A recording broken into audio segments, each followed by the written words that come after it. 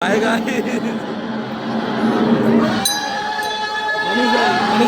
Blog बनाओ તો guys આપણા બે વડાપાવ આવી ગયા છે. એક તમુ ખાવાનું ને એક બીજું કોઈ છે જોડે. તો ગાઈઝ અભ્યાલું છું ગાંધીનગર હાઈવે અને અચાનક એક વસ્તુ યાદ આવી છે.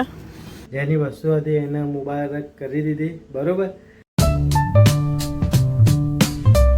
હે ગાઈઝ ગુડ મોર્નિંગ, ફરીથી નવા બ્લોગની અંદર સ્વાગત છે. તો ગાઈઝ જો નાઈ ધોઈને રેડી થઈ ગયા ને આજે તો લેટ થઈ ગયા કારણ કે આજે લગભગ 7:30 વાગે ઉઠ્યો હું.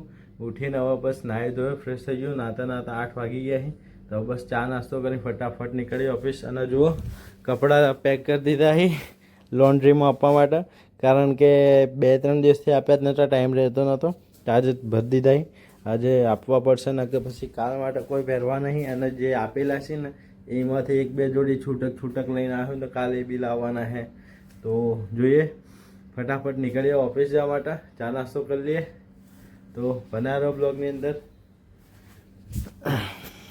તો ગાઈસ આપણે આવી ગયા જો ચાંદ થેપલા, કારણ કે આપણો ફેવરેટ નાસ્તો સવારનો ચાંદ થેપલા ખાઈને ફટાફટ નીકળી હવે. તો ગાઈસ ચા નાસ્તો કરીને નીકળી ગયા. જો કપડો લઈ લીધો છે, અલ્પાન રિક્ષામાં મૂકી દઈએ. અલ્પો લઈ ગયા હા લોન્ડ્રીમાં આપવા માટે. રિક્ષામાંથી હેલ્મેટ કાઢી દઈએ, કારણ કે આપણે એ બાજુ જવા એવું છે નહીં, કારણ કે રૂટ ઊંધો પડી જાય.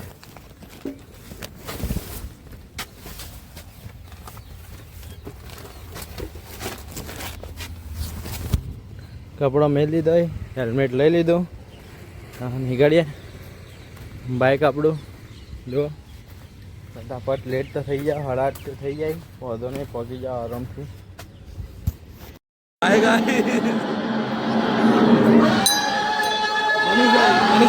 ब्लॉग बनाओ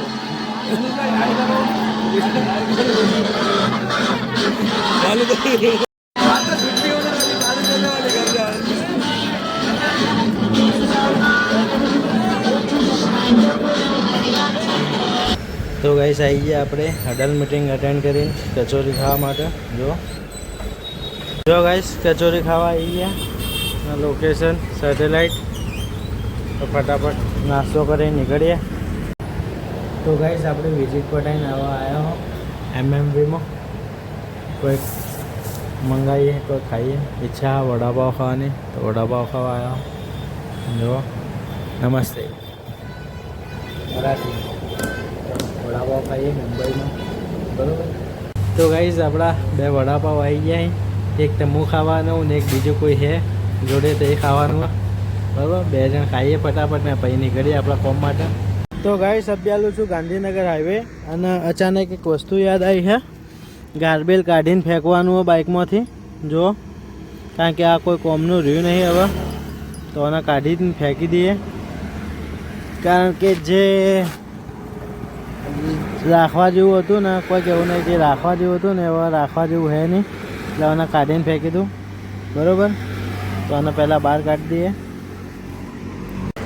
જો ગાઈસ બાઇકમાંથી કાઢી નાખ્યું, આને ફેંકી દે અને આપણે કોઈ જરૂર જ નહીં બરાબર. જો તમારી વસ્તુ તો મન મુબારક. તો કાઢીને ફેંકી દીધું હોય, તમારી વસ્તુ તમને મુબારક. હવે નીકળીએ આપણે ગાંધીનગર જવા માટે બરાબર. જુઓ શું પડ્યું, બડવાઇઝર.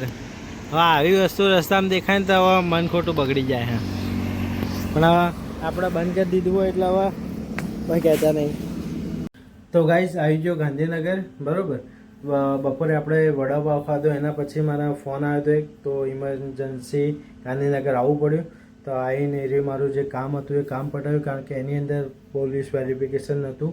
તો પોલીસ વેરિફિકેશન માટે આવ્યો હતો, તો એ બધું કામ પટાવ્યું. એના પછી હું એક કામથી ગયો હતો થોડો પેથાપુર સાઈડ, ત્યાંથી ગયો. અને પછી અચાનક મને એક વસ્તુ યાદ આવી કે જે પેલું ગાર્બેજ આપેલું હતું એ કાઢવાનું હતું બરાબર. તે કાઢ્યું, એ કાઢીને ફેંકી દીધું. જેની વસ્તુ હતી એને મુબારક કરી દીધી બરાબર, અને કાઢીને ફેંકી દીધું આપણે. નવા આવી ગયો ગાંધીનગર. બસ તો હવે ફ્રેશ થવું, ફ્રેશ થઈને વિડીયો એડિટિંગ કરવું, વિડીયો એડિટિંગ કરીને ઇન્સ્ટામાં પોસ્ટ કરવાની હજી બરાબર. તો હાલનું થોડું શેડ્યુલ થોડું એડી રહ્યું, આગા પાછું થઈ રહ્યું, બ્લોગ લેટ અપલોડ થઈ જાય, પણ બ્લોગ એવરી ડે આવશે.